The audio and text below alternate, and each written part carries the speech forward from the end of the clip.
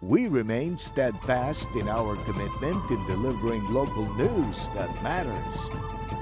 Stories that inspire. Enriching the lives of Filipinos in the Philippines and across the globe. This is your GMA Regional TV. Buong puso para sa Pilipino. Ang mga pinakamalalaking balita ngayong Biyernes. Mag-asawa na nagtitinda ng prutas, patay matapos masalpok ng SUV na minamaneho ng isang estudyante. Insidente sa pool sa CCTV. Pagbubukas ng klase sa mga paaralan na naapektuhan ng bagyong Karina at Habagat, ipagpapaliban muna ayon sa DepEd.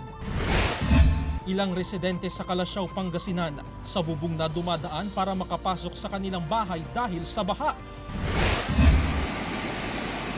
At ang Buklaw at Binga Dam sa Benguet patuloy na nagpapakawala ng tubig.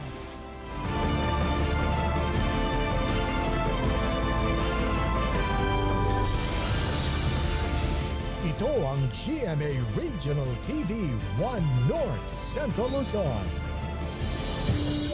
Masantos siyang aram na imbag gamale maya pagat panapon kapuso. Narito na ang One North Central Luzon. Hatid namin ang mga pinakamalalaki at pinakahuling balita sa Hilaga at Gitnang Luzon. Live mula rito sa GMA Dagupan Station. Ako po si Chris Zuniga.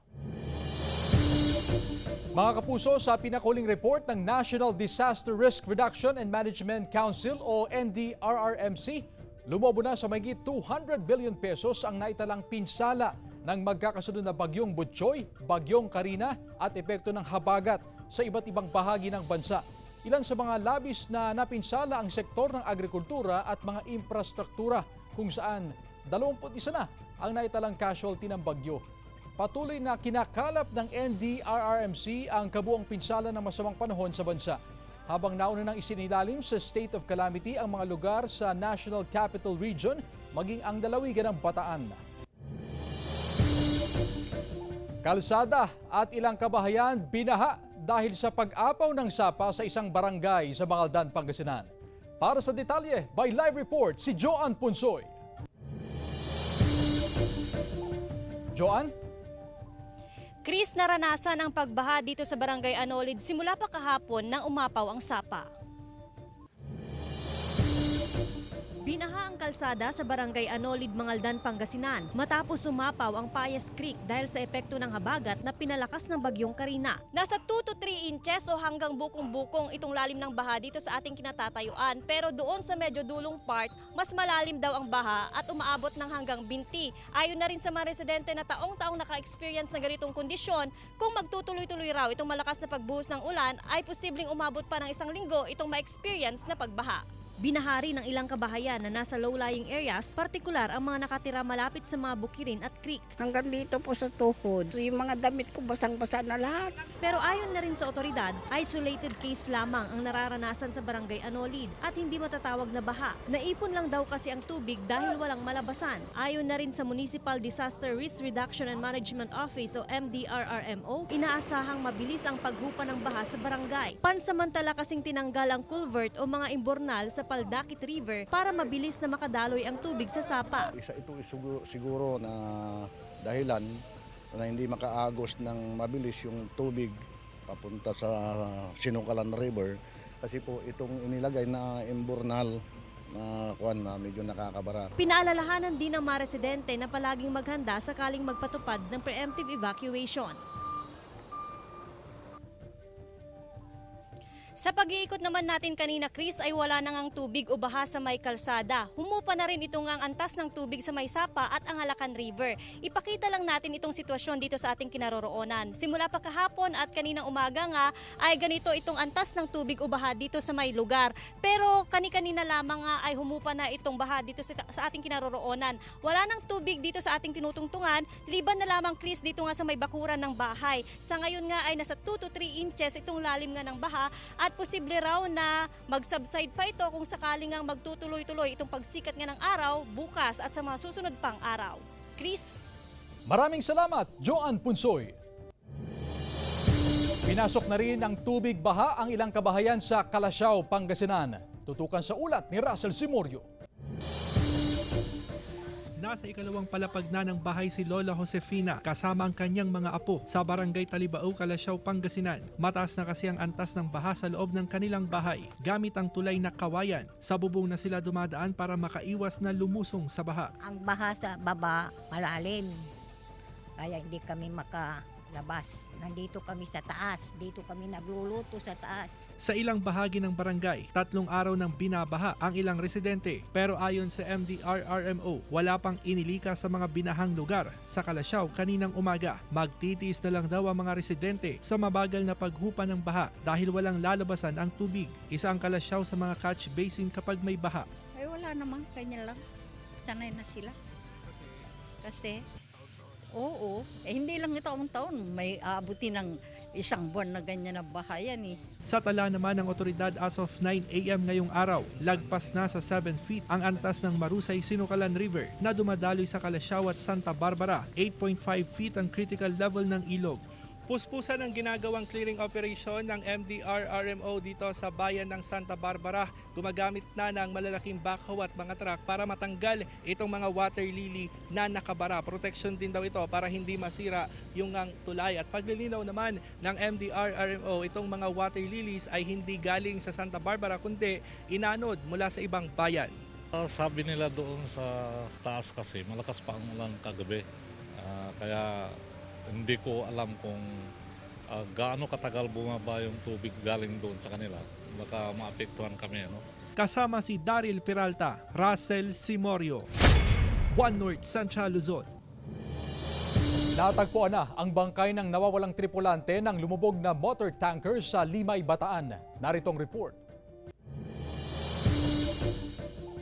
Sa gitna ng dilim, kitang-kita ang unti-unting paglubog ng motor tanker Terra Nova sa Lamo Point sa Limay, Bataan. Papunta ng Iloilo ang lumubog na tanker na may kargang 1.4 million liters ng industrial fuel oil. Agad namang nailigtas ang 16 na sakay ng barko. 4 sa kanila ang kinailangang gamutin. Natagpuan ng mga otoridad ang nawawalang tripulante pero wala na siyang buhay. Ayon sa Portavaga Ship Management, pinigilan daw ng Coast Guard ang nakaschedule nilang paglalayag mula sa Limay, Bataan noong July 22. Pero pinayagan din daw sila kinabukasan ng gabi. Kaso pagdating sa bandang Nasugbu, sinalubong sila ng malalaking alon at malakas na agos ng tubig. Sinubukan pa raw sumilong ng barko bago bumalik sa Limay. Habang pabalik sila, unti-unti na raw itong tumagilid. Nagsagawa na ng aerial survey ang PCG bilang bahagi ng kanilang oil spill response operations. Posibleng fuel ng barko o fuel mula sa deck at tubo ng barko ang nakitang oil slick. Target daw ng PCG na mahigop ang lamang langis ng tanker sa loob ng 7 araw. Ang lalim po ng ating Manila Bay ay mga 30 meters. So ano po yan, hindi po imposible na magawa ng paraan para safely, securely mailabas yung laman ng tanker na langis para po hindi makaapekto sa ating kapaligiran. Ang Department of Environment and Natural Resources maglalagay ng monitoring instruments sa oras na matukoy nila ang lokasyon ng barko. Si Pangulong Bongbong Marcos iniutos na sa iba't ibang ahensya na pag-aralan ang epekto ng oil spill sa kalikasan. Maagang lumikas ang nasa 12 pamilya sa isang barangay sa Dagupan City dahil sa nararanasang pagbaha. May ulat si Claire Lacanilaw Dungka. Hindi maiwasang maging emosyonal ng residenteng si Shireen matapos lumikas kasamang 5 anak at lola sa evacuation center sa Barangay Maluwod, Dagupan City. Hanggang hita na kasi ang baha sa kanilang bahay dulot ng pag-ulan. Bilang single mom, hindi niya alam kung saan kukuha ng panggastos dahil hindi rin siya makapagtrabaho sa pinapasukang parlor dahil sa baha. Malala po kasi hindi ako nakakapagtrabaho sa parlor. Siyempre nahirapan yung mga anak ko. Hindi ko naman muna kayang paghingian ng tulong. Hindi ako makatrabaho kasi. Ang 26 anyos naman na si Jerus, agad na inilikas ang kanyang 7 buwang sanggol. Dahil baha na po sa amin. Lumalalim po kasi yung tubig sa amin. Kaya lagi bakit po kami ngayon. Ayon sa barangay, inalerto na nila ang mga residente na maaga ng lumikas dahil sa posibleng pagtaas ng antas ng tubig. Nakahanda naman ang mga modular tents at mga relief goods sa covered court ng barangay hall. Patuloy din ang pag-iikot sa mga kabahayan na nakararanas ng pagbaha. Kung kailangan lumikas at tumaas ang tubig mamaya, andito lang po kami. Open po ang ating evacuation center. Lagi po kaming naka-ready para tanggapin kayo. Patuloy naman ang koordinasyon ng Dagupan City LGU sa iba't ibang ahensya ng gobyerno para matukoy at mabigyan ng tulong ang mga apektadong residente sa lungsod. Kasama si Jing Dakanay, Claire Lacanilaw Dungka, One North Central Luzon. Samantala, nagpapakawala ngayon ng tubig ang Ambuklaw Dam sa Bocod, Benguet dahil sa pag-ulan na nararanasan sa Cordillera dulot ng habagat na pinalakas ng nagdaang bagyong Karina.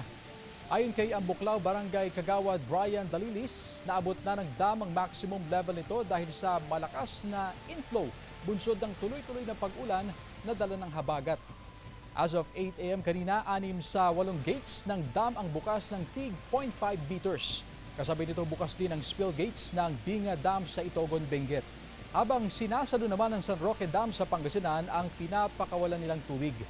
Kaninang alas 8 na umaga nasa 239.84 meters above sea level ang water elevation ng San Roque Dam at malayo pa sa normal high water level na 280 meters above sea level. Ito ang GMA Regional TV 1 North Central Luzon.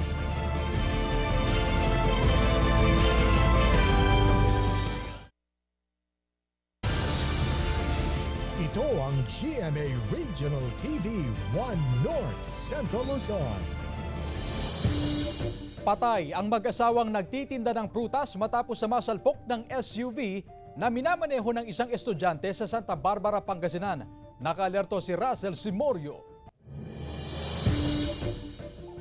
Magkatabing pinaglalamayan ng mag-asawa na sina Salvador at Barbara Martinez, kapwa 58 anyos, sa kanilang tahanan sa Barangay Patayak, Santa Barbara, Pangasinan. Nasawi ang mag-asawa matapos masalpok ng SUV ang sinasakyan nilang garong sa National Highway ng Barangay Marunong, Santa Barbara, Pangasinan, madaling araw noong July 22. Sa kuha ng CCTV camera, makikita ang SUV na ito na napunta sa kabilang linya ng kalsada at sumalpok sa kasalubong na garong. Sa tindi ng banggaan, naputulan pa ng paa ang mag-asawa at nagtamo ng malalang sugat sa iba't ibang bahagi ng katawan. Masakit siya sa aming magkakapatid, masakit sa dalawa po, magulang namin. Sila lang yung naghahanap buhay. Sa investigasyon ng pulisya, nag-overtake ang SUV na minamaneho ng 21 anyos na estudyante.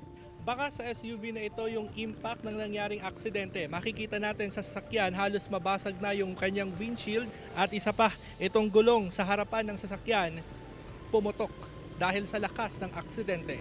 Sana makonsensya po siya na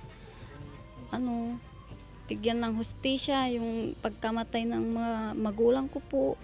Na-file na ang kasong reckless imprudence resulting in homicide laban sa driver ng SUV. Pero handa raw itong makipag-usap sa pamilya ng biktima. Sinusubukan ng GMA Regional TV na makuhanan ng panig ang driver ng SUV. Kasama si Daryl Peralta, Russell Simorio, One North Central Luzon. Ilang classroom sa Mangaldan, Pangasinan hindi rin nakaligtas sa epekto ng baha. Sundan sa report. Nakahanda na ang bag at iba pang school supplies na gagamitin ng magi-grade 10 na si Raven para sa pagbabalik eskwela sa Lunes, July 29. Excited po ako na pumasok kasi may gamit na ako sa school. Pero ang Anolid Elementary School na papasukang paaralan, lubog sa baha. Maapektuhan yung mga bata. Ayaw niya rin pumasok? Ayaw ko din kasi baka magkasakit yung anak ko. Hindi nakaligtas maging ang mga paaralan sa epekto ng baha dulot ng bagyong Karina at habagat. Niragasa rin ng baha ang ilang paaralan sa mga Tarem, Pangasinan. Pinasok ng baha ang mga classroom. Kita rin ang putik sa loob ng mga silid-aralan. Patuloy pang nakikipag-ugnayan ang GMA Regional TV News Team sa Department of Education Region 1 kaugnay sa status ng pagbabalik eskwela sa Lunes. Pero nauna nang sinabi ni DepEd Secretary Sani Angara na mapopospone ang pagbabalik klase sa mga paaralang matinding naapektuhan ng kalamidad. Sa ulat ng DepEd, mahigit 70 pampublikong paaralan sa bansa ang may pagpapaliban ang pag-uumpisa ng klase sa Lunes. Inaantay din umano ang report na isusumite ng regional directors sa central office. Kasama si Ron Alister Taniedo, Joan Ponsoy, One North Central Luzon.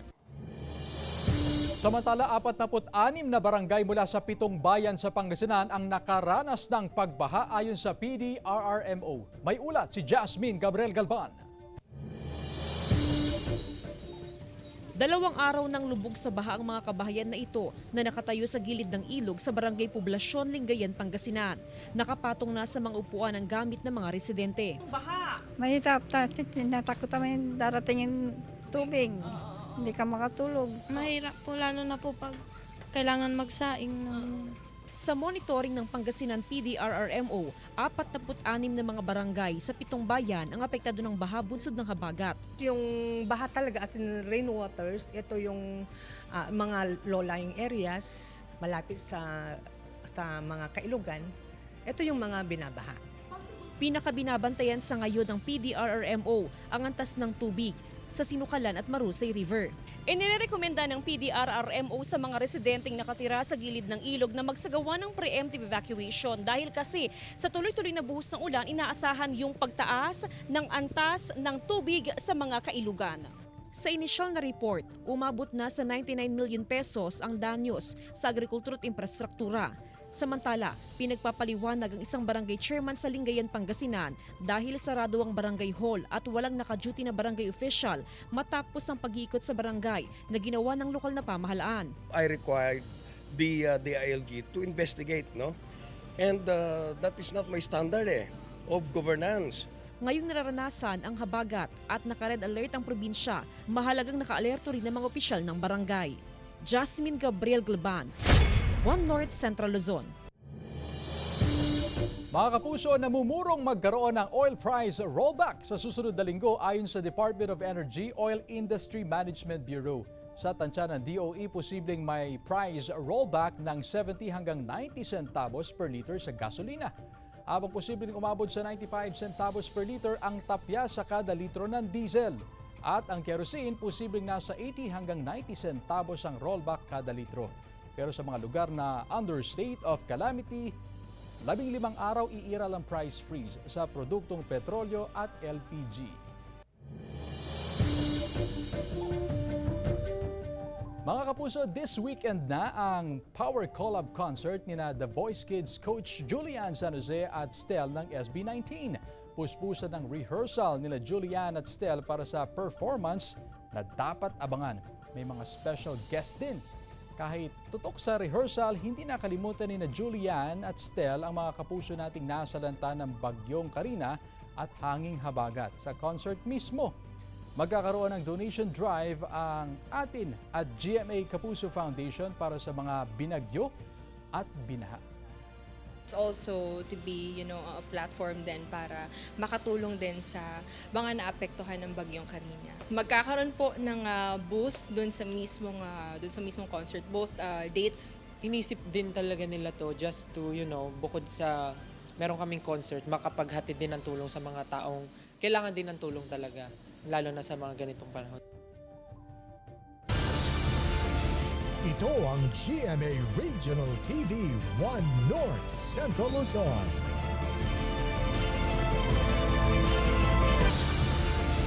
Ito ang GMA Regional TV 1 North Central Luzon.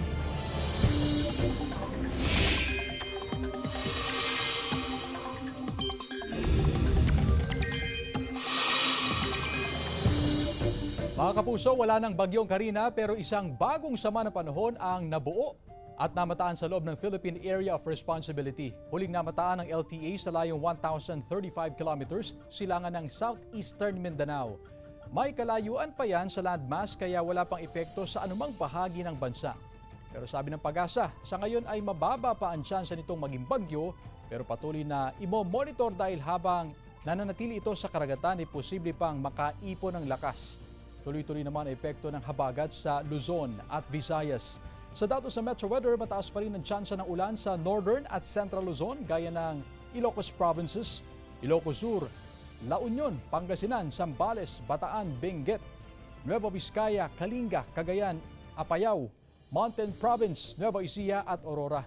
May malalakas na ulan na posible pa rin magpabaha o magdulot ng landslide. May tsansa rin ng ulan sa iba pang bahagi ng bansa. Sa gitna naman ng masamang panahon, isang bloke ng shabu ang nakita ng isang mangingisda sa gilid ng dagat sa Barangay Lapas, Lawag City, July 25. Agad itong isinurrender sa PNP at nakumpirma ng crime laboratory na shabu. Tumitimbang ito ng mahigit sa 115 grams at may street value na 7.5 million pesos. Nakabalot din ito ng plastic na may Chinese character gaya ng mga naunang iligal na droga na na-recover sa dalampasigan. Ilang residente sa Coastal Barangay sa Lawag City binaha. Pinsala sa agrikultura at infrastruktura umabot na raw sa mahigit 29 million pesos. May ulat si Jeric Paziliao. Dahil sa ilang araw na pag-ulan, binaha ang ilang residente sa Coastal Barangay ng 32C Lapas, Lawag City kagabi. Ito'y matapos tumaas ang antas ng tubig sa Padsan River. Agad rumispondi ang CDRRMO pero walang gustong lumikas. Sa initial assessment ng Lawag CDRRMO, umabot na sa mahigit 1.5 million pesos ang pinsala sa agrikultura at mahigit 28 million pesos sa infrastruktura. Humupa na rin ang baha habang inaalam pa ang kabuang bilang ng mga apektadong pamilya. Sa Barangay Palias Valley, Vintar, Ilocos Norte, tumaas din ang tubig sa ilog kaya binaha ang kalsada. Dahil sa malakas na agos, kinailangang gumamit ng lubid ng mga residente para makatawid at makauwi sa kanilang mga bahay. Sa ngayon, unti-unti na ring bumababa ang antas ng tubig sa ilog. Sa Ilocos Sur, kanya-kanyang bitbit ng sako at basket ang mga residente sa baybayin ng Kawayan para pulutin ang mga naanod na kahoy sa karagatan. Malaking tulong daw ang kanilang napupulot na kahoy para may maipanggatong lalo't hindi sila makapangisda dahil sa sama ng panahon. Adakkel ti amin minus to babagyo ta do may sanglad na nga ko sir nga kayo. Isa-isa namang pinupuno ng relief pack sa mga truck na ito ng Provincial Disaster Risk Reduction and Management Office para ipamahagi sa mga bayang naapektuhan ng bagyo sa Ilocos Sur. Sa kabila ng pagbuti ng panahon sa Ilocos Sur, patuloy pa rin minomonitor ang antas ng tubig sa Abra River. Jeric Paziliao, 1 North Central Luzon. Patay ang 16 anyos na babae sa Barangay Carig Norte, Tuguegarao City matapos daw sakalin at saksakin ng kanyang sariling ama gabi ng July 24. Sa investigasyon ng PNP, una raw narinig ng mga kamag-anak at kapitbahay ang pagtatalo ng mag-ama. Sinubukan daw silang awatin pero nakita na lang ang dalaga na sinasakal ng ama at duguan. Saksak sa dibdib ay kinamatay ng biktima base sa investigasyon. Agad naman tumakas ang 34 anyos na suspect na subject ngayon ng manhunt operation. Nakatakdang umuwi ng bansa ang ina ng dalagita na isang OFW.